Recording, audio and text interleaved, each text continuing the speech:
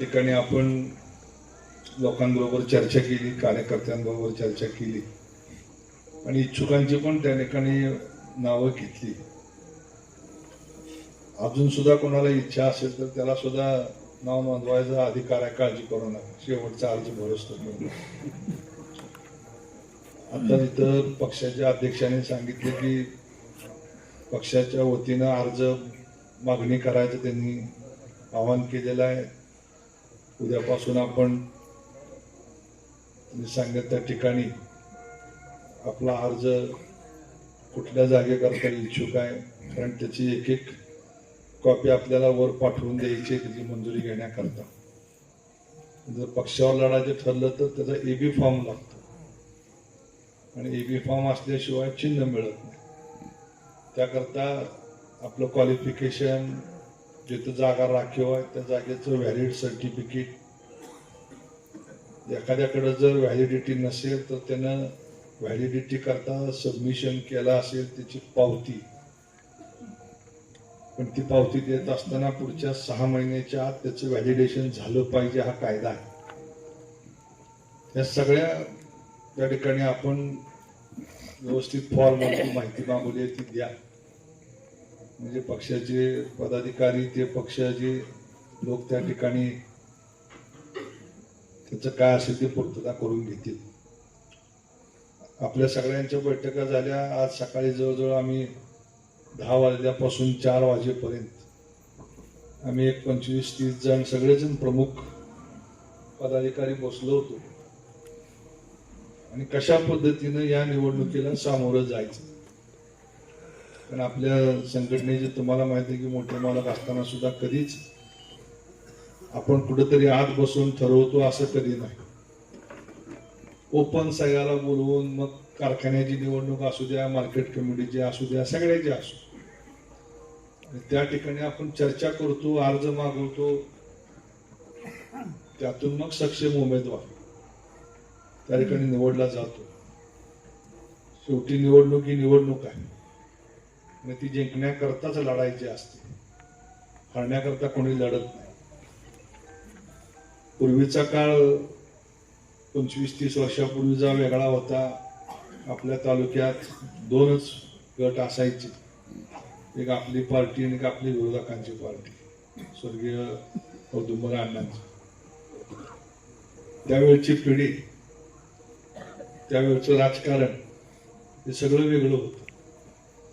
म्हणजे फाटी ओढून राजकारण असायचं, एवढं त्या ठिकाणी राजकारण केलं जायचं. काळ बदलत चालला, प्रगती होत चालली, शिक्षण येत चाललं, तसं तसं राजकारण सुद्धा बदलत चाललं. बिघडत चाललं म्हणत नाही मी, बदलत चाललं म्हणतो. राजकारणामध्ये कधी कोण कोणाचा मित्र, कोण कोणाचा शत्रू हे काही सांगता येत नाही. पण सुदैवानं आपल्या संघटनेला आजच्या ह्या वेळेपर्यंत अजून तरी कुठलाही अशा पद्धतीचं आपल्या संघटनेमध्ये वर्तवणूक होत नाही. पंडित साहेब म्हणले तसं की 2-2, 3-3 पिढ्यापासून आपल्या बरोबर लोक प्रामाणिकपणे आहेत आणि पक्षाने किंवा संघटनेमध्ये काहीतरी मतभेद झाले म्हणून अशा पद्धतीचं कधीच आपल्याकडे घडत नाही. त्याचं कारणच आहे की आपण एकमेकाला एक कुटुंब म्हणून समजतोय. कोण नेता नाही, कोण कार्यकर्ता नाही, सगळं कुटुंब आहे. कोणाच तरी तिथे बसवावा लागतो गणपती म्हणून त्या पाटावरती, कोणाला तरी आपण नेता म्हणून बसवतो. पण इथं काम करताना आपण सगळे मिळून काम करतो. आज सकाळी सुद्धा आम्ही 40-30-40-50 जण होतो आणि प्रत्येकाला वेळ देऊ, प्रत्येकानं आपलं मत व्यक्त करा. काय केलं पाहिजे, निवडणूक कशी लढली पाहिजे, चिन्हावर लढली पाहिजे का आघाडीवर लढलं पाहिजे.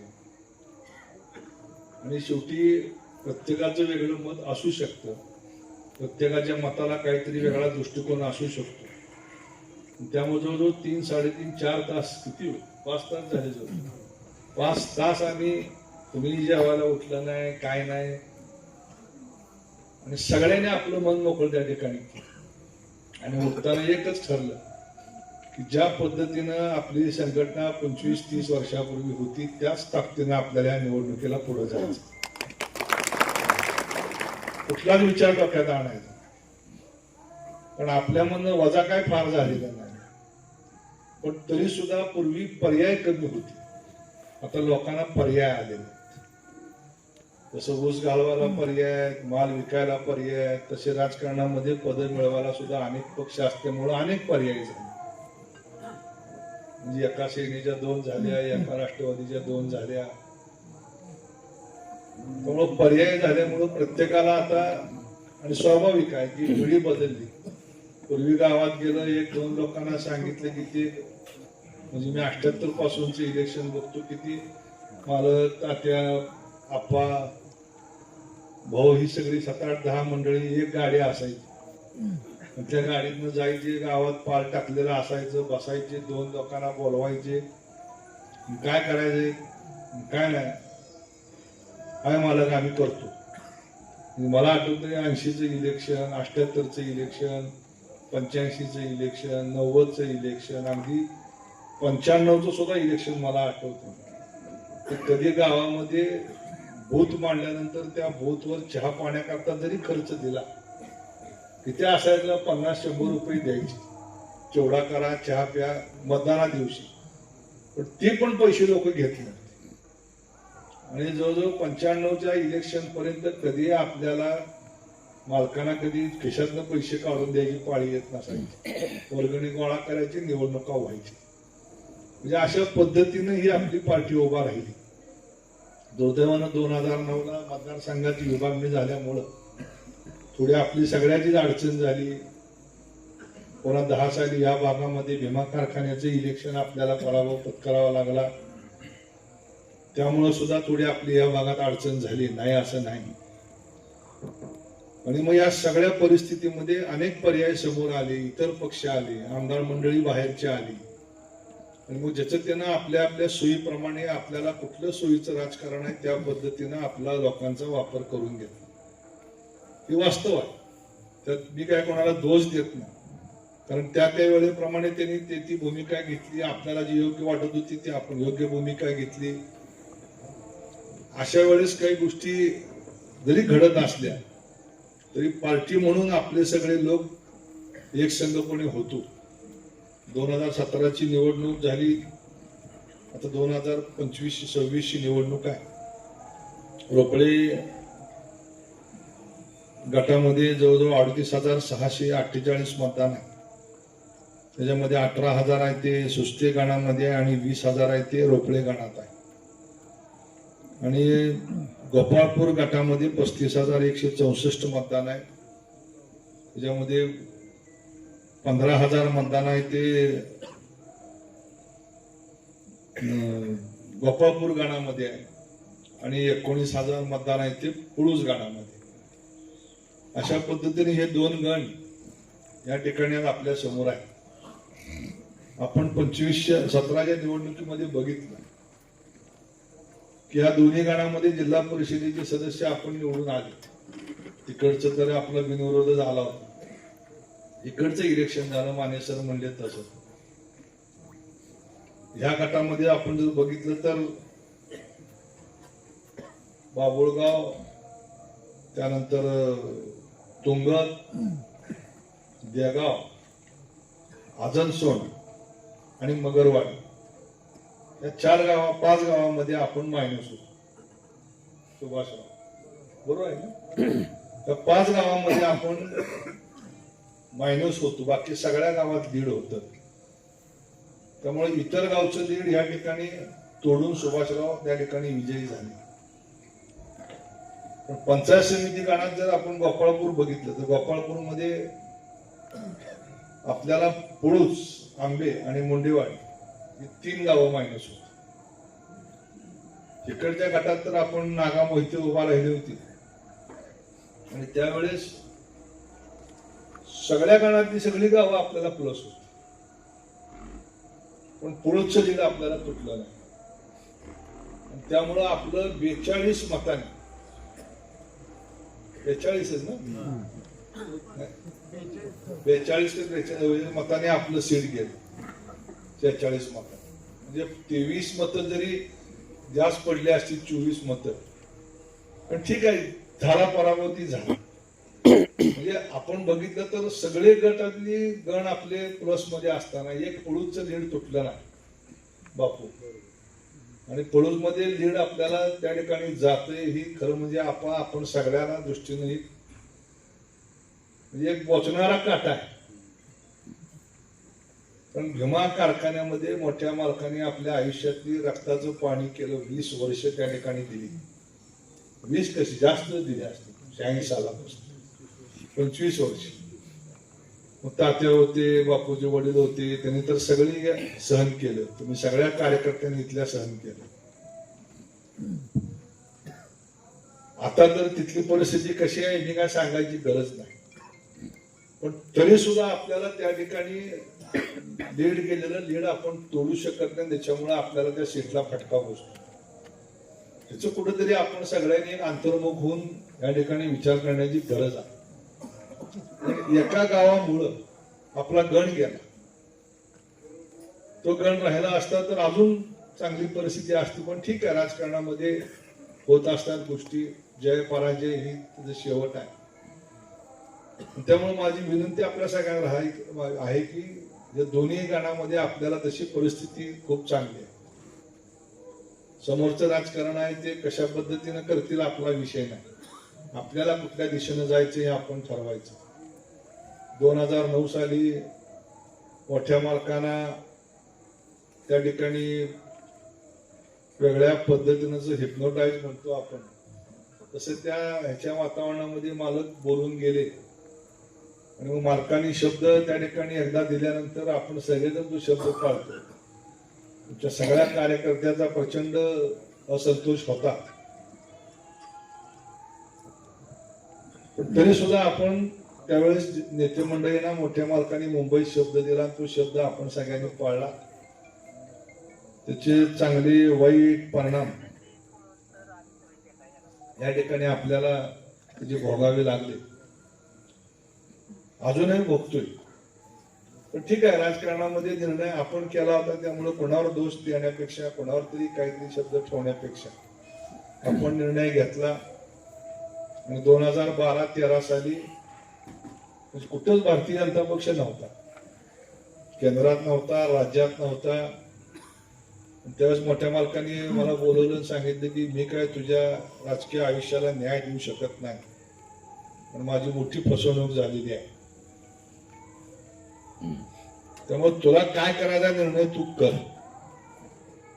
त्यानंतर आम्ही प्रमुख लोकांशी चर्चा केली, बोललो, कुटुंबातल्या लोकांबरोबर बोललो. आणि मी औरंगाबादला जाऊन देवेंद्रजींशी बोललो की म्हणलं साहेब, इथनं पुढे मला तुमच्या बरोबर काम करायचं. मला आठवतंय की सप्टेंबर-ऑक्टोबरचा महिना असेल, 2012-13चा लोकसभेच्या निवडणुका लागायच्या होत्या किंवा जून-जुलै असं.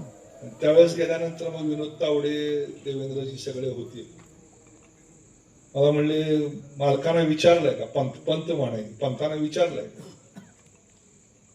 मी म्हटलं, पंतांनी मला सांगितलंय तू निर्णय घे. तसं नाही म्हणलं. मी म्हणले, गणपतराव देशमुख आणि सुधाकर पंत परिचार या दोघांच्या घरामध्ये म्हणली मी भेद होऊ देणार नाही. तिथनं त्यांनी फोन लावला मालकांना, मालकाशी बोलले. मालक म्हणले, माझा काही विषय नाही, पोरांना काय निर्णय करायचा ते करावा. आणि आपण भारतीय जनता पक्ष बरोबर काम करायचा निर्णय घेतला. 14 साली उमेदवारी आपण मागितली, उमेदवारी मला भाजपची मिळाली नाही. त्यावेळेस शिवसेनेनं त्या जागेवरती हट्ट सांगितला.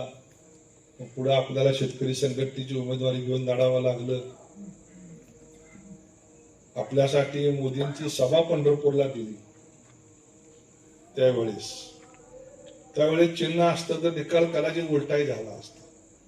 महाराष्ट्रात मोदींची लाट आली, त्यात भारतीय जनता पक्षाचं सरकार सुद्धा होऊन गेलं, सेना भाजपचं. पण आपल्याला दुर्दैवानं कमळ चिन्ह मिळालं नाही. त्याचा फटका आपल्याला त्या ठिकाणी बसला.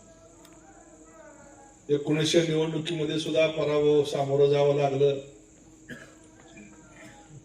21 साली आपण निर्णय घेतला पोटनिवडणुकीमध्ये थांबण्याचा जाणीवपूर्वक आणि 25 मध्ये सुद्धा सगळी परिस्थिती बघितली. त्यावेळेस खूप लोकांचा रेटा होता की काय करून तुम्ही उभारलं पाहिजे, कुठल्याही पक्षातून जावा, काही करा. पण शेवटी मी जेव्हा तुम्हाला सांगतो की आपल्या संघटना ही 40 वर्ष निष्ठेच्या जोरावरती आहे, मी जर तुम्हाला निष्ठा सांगायची असेल तर तसा वास्तुपाठ मी माझ्या आयुष्यामध्ये निष्ठेचा घालून दिला पाहिजे. त्यामुळे मला खूप प्रेशर होत. मी तुम्हाला सांगायला आश्चर्य वाटेल की मोठमोठ्या नेत्याचे फोन आले की तुझं तिकीट पाठवून देतो, उद्या अर्ज भर. मी सांगितलं साहेब मी ठरवलंय मी काय अर्ज भरणार नाही. आणि आपण पक्षाबरोबर प्रामाणिक राहिलो, साहेबांनी त्याची दखल घेतली, पुढे बावनकुळे आले, हा इतिहास तुम्हाला माहित आहे. तात्पर्य सांगायचं आहे की आपण पक्षाबरोबर प्रामाणिकपणे काम केलं. काल नगरपालिका होती, काही कार्यकर्ते म्हणतो ते आघाडीवर लढू, कारण मागची निवडणूक आपण आघाडीवरच लढलो होतो. पण पक्षानं सांगितले की नाही आपल्याला पक्षावरच ही निवडणूक लढायची. म्हणजे काय होतील ते चांगले वाईट परिणाम बघायची तयारी ठेवा, पण पक्षाचं काम या ठिकाणी आपल्याला उभं करायचं. आणि नेते मंडळींची अपेक्षा आहे की जेव्हा आम्ही तुम्हाला ताकद देतो तेव्हा तुम्ही त्या पक्षाचं काम वाढवलं पाहिजे, शेवटपर्यंत नेलं पाहिजे. आणि नेत्यांच्या अपेक्षा असणं काय चुकीचं नाही. पण आता साहेब म्हणजे जसं की नुसत्या SMS वर आणि ती फोनवरती आपली कामं जर होत असतील, म्हणजे दामाजी कारखान्याचं तर 100 कोटी रुपये नुसत्या SMS वर दिले. मी कुठाकडेही गेलो नाही. साहेबांना म्हणलं साहेब या कारखान्याला मदत करावी लागते.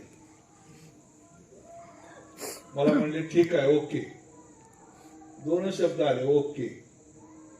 त्या 12 का 13 कारखान्यामध्ये पहिलं नाव दामाजी कारखान्याचं त्यांनी घातलं.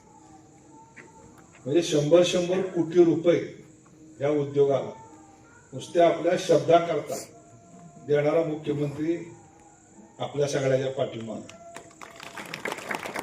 त्यामुळं मग अधिकारी बदल्या काम हा विषय सोडा, काय तो फार महत्वाचा नाही.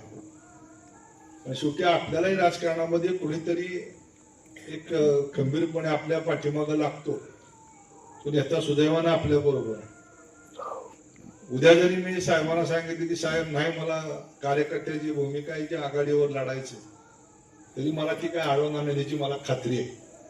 पण ज्या विश्वासानं ते आपल्याला ताकद देतात तो विश्वास सुद्धा आपण कुठेतरी सार्थ लावला पाहिजे, शेवटपर्यंत न्यायला पाहिजे, ही माझी भूमिका. काही गोष्टी घडतात, ती घडत असताना सगळ्याच गोष्टी काही तुमच्या मनासारख्या घडत नाही. पण तरी सुद्धा ही निवडणूक आज लढवत असताना सकाळी आम्ही चर्चा केली काय करावं, प्रत्येकानं मतं मांडली. आता आम्ही निर्णय असा केला की प्रत्येक गटामध्ये त्या ठिकाणी प्रमुख जी काही 5-7 कार्यकर्ते असतील त्या कार्यकर्त्यांनी, आता इच्छुक आहेत आपल्याकडं रोपळे गटामध्ये श्यामल भाग्यवंत, विजया लोंढे, ताई वंसाळे, मंगल मारुती पाटोळे, देवशाली नवनाथ पाटोळे, ज्योत्स्ना विशाल फडतरे, विद्या प्रकाश सावंत, अश्विनी महेश सर्वदे, अशा इच्छुकाने आपल्याकडं आपल्या पहिल्या गट बैठकीमध्ये इच्छा व्यक्त केलेली. त्याच्या व्यक्तही काही लोक येऊन भेटून गेले की आम्ही त्या मिटिंगला नव्हतो, आमचाही विचार झाला पाहिजे.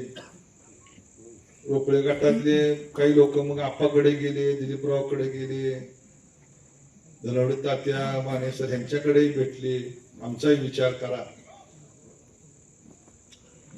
गोपाळपूरमध्ये आपल्याला दुर्गा अंकुशराव, ललिता गायकवाड, शुभांगी मोरे, विद्या मोरे, मंगल गायकवाड, मनीषा काळे, रेखा शिंदे, सुजाता मोरे, राणी शिंदे, संगीता कांबळे, ज्योती पांढरे, मनीषा जाधव, सुरेश जाधव आणि काल 2-4 लोक मला येऊन भेटून गेले पळूस भागात.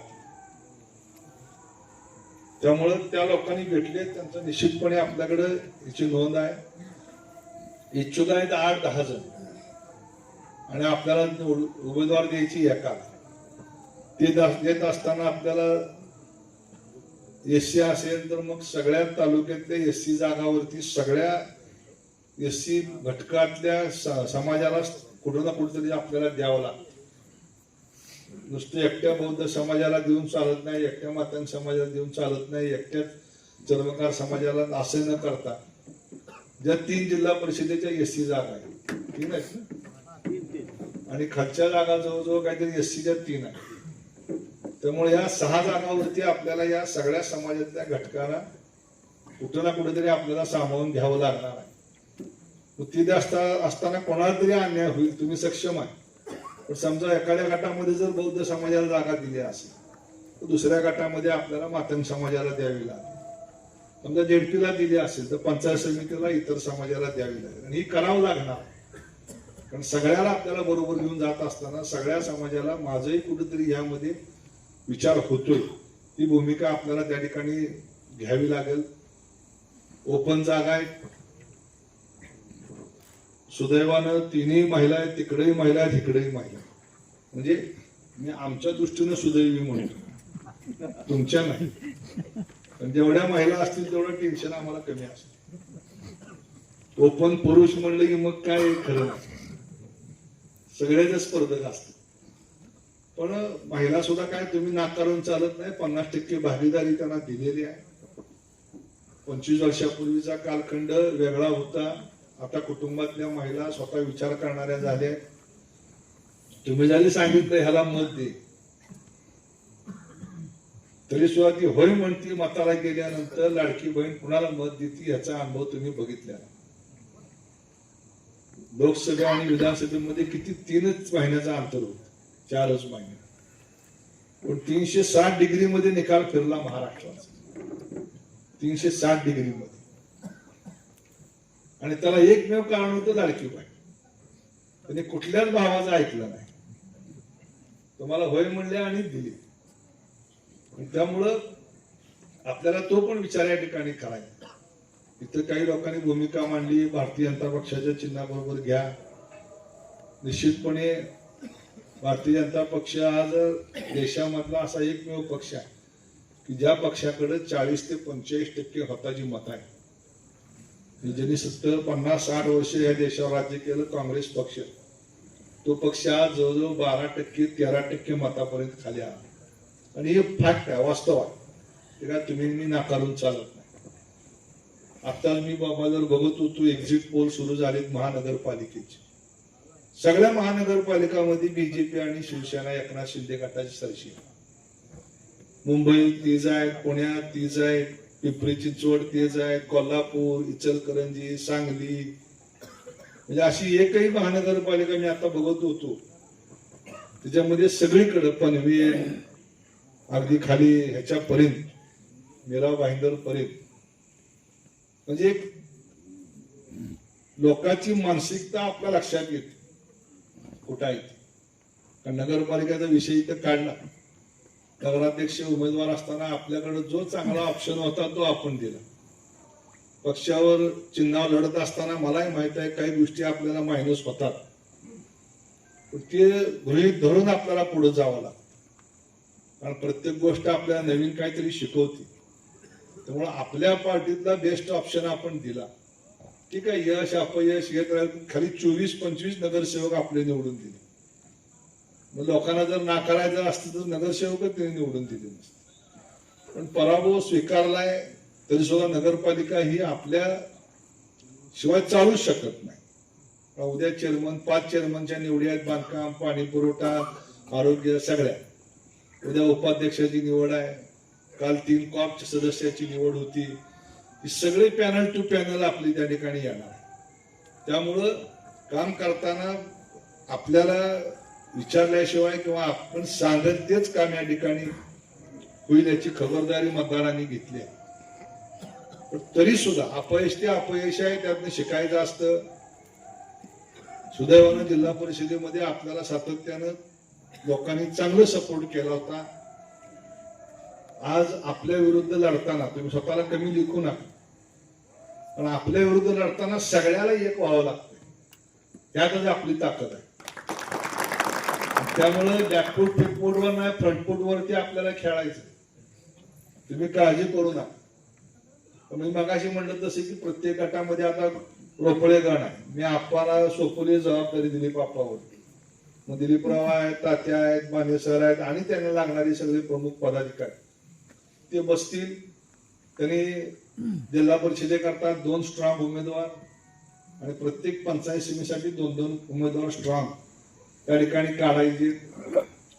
माझी सगळ्या लोकांना विनंती आहे. काय होतं की राजकारणामध्ये शेवटी संख्येला किंमत त्या ठिकाणी. आज तालुक्यात काय झाले, करकम, काशेगाव, भाळवणी, भोस, पुळूस, खर्डी, टाकळी, गादेगाव अशी जी काही गाव आहेत, या गावामध्ये लोकसंख्या, मतदानाची संख्या 7,000, 8,000. मग उमेदवारी देताना आपल्याला प्रायोरिटीने ह्या गावाचा विचार करावा. तुम्ही जर म्हणला उद्या की विट्याला उमेदवार चांगला आहे द्यावा लागतोय आणि समोर पुढचा उमेदवार किती आहे हे सुद्धा उमेदवारांनी स्वतःचं आत्मपरीक्षण आपण केलं पाहिजे. कारण शेवटी उमेदवाराला स्वतःची काही ताकद त्या ठिकाणी असली पाहिजे, स्वतःची टीम असली पाहिजे, गावोगाव त्याचा अप्रोच संपर्क असला पाहिजे, लोकांच्या ओळखी असल्या पाहिजेत, निदान संघटनेतल्या पदाधिकाऱ्यांचे संबंध पाहिजे. आपल्याकडे दुर्दैवानं काय होते, ड्रॉ निघाल्यानंतर कुठला गट निघतो ह्याच्यावर आपले उमेदवार ठरते. ओपन निघाला तर मी आहे, ओपन नाही निघालं तर मग बघा दुसरं कोणी आहे. त्यामुळे ही उद्याच्या 2030च्या निवडणुकीची तयारी तुम्ही आतापासून केली पाहिजे. कुठला ड्रॉ निघाल माहित नाही कोण, पण तुम्ही आतापासून तयारी केली तर 30च्या निवडणुकीला लोक म्हणतील नाही ही पोरगा चांगला आहे, या ठिकाणी येतो. त्यामुळे आपल्याला ही निवड करत असताना आपल्या सगळ्याला विचार करायला, जसं मी आता म्हणलं हे 5-6 जण इकडचे आहेत, तसेच पुळूस भागातल्या आपा आहेत, मोहनराव, राजू, हरीश दादा आहेत, दिनकर भाऊ आहेत, खालच्या बाजूला काका आहेत, पंडित साहेब, हे 5-7 जण आहेत. या सगळ्यांनी बसून रोपळे गटामध्ये कुणाची उमेदवारी सुचवावी. हे काय मी एकटा ह्या संघटनेचा मालक नाही, कोणीच मालक नाही, आपण सगळे आहे म्हणून आपल्याला किंमत. संघटना शेवटी मोठी आहे, लक्षात घ्या तुम्ही. संघटनेशिवाय राजकारण होऊ शकत नाही. त्यामुळे संघटना मोठी, आपण सगळ्यांनी या ठिकाणी विचार करून उमेदवार निवडूया. तीच परिस्थिती खाली गोपाळपूर गटामध्ये सुद्धा आहे. कोणाची उमेदवारी आपण फायनल केलेली नाही. इच्छुक सगळे आहेत, सगळ्याबरोबर आपण चर्चा करणार आहे. एक निर्णय आहे की ओपन जागेवरती ओपनचाच माणूस राहील, एससी मध्ये एससीचाच माणूस राहील, ओबीसी वरती ओबीसीचाच माणूस राहील. त्या ठिकाणी कुठल्याही प्रकारची ऍडजस्टमेंट आपण करणार नाही, हे स्पष्ट सांगतो सगळ्यांना. आणि निवडून येण्याची क्षमता, त्याच्यामध्ये तुमचा संपर्क पाहिजे, तुमची पर्सनॅलिटी पाहिजे, सगळंच पाहिजे.